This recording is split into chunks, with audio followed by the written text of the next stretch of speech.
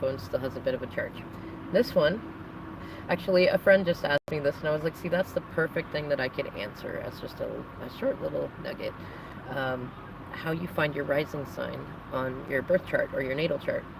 And what I'm going to say first, your rising sign, what's funny is a lot of astrologers consider your rising sign to be far more important in your day-to-day life and in terms of like forecasting things with the planets and whatnot than your sun sign, because your sun sign is your life theme, and I'll do a different video about that. It's mostly your life theme. You start to become more like your sun sign when you get to be about 60-ish, like around your second Saturn's return. Your rising sign is your personality and your ego and like the path that travels and things like that. So like when you look up something, try to look up for both your rising and your sun sign. It can give you a little more information.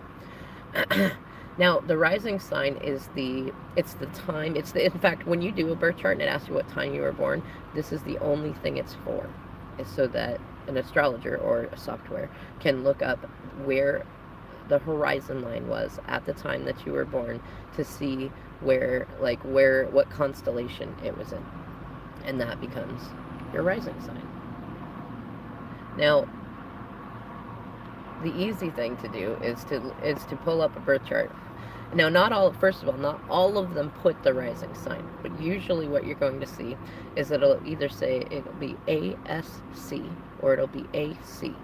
And you can, most birth charts have, when they have the wheel, they split it in quarters, and you'll see AC there, and it's just easier to look at that. And it's usually the sign to the like, it'll be right up under the line, like whatever one it lines up on. Usually it's right on the cusp, but it's whatever one it touches. In any case, some charts will have in the Ephemeris, which is a little harder to read. I'm still learning a lot about reading those.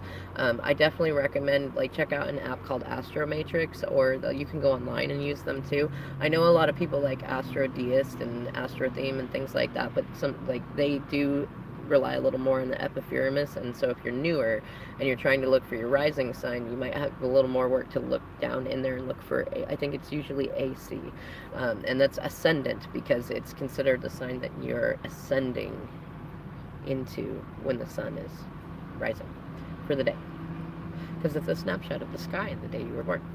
Alright, y'all, I'm going to leave this here as just this short little nugget. Thank you for watching. I hope you like it. I'll do more soon.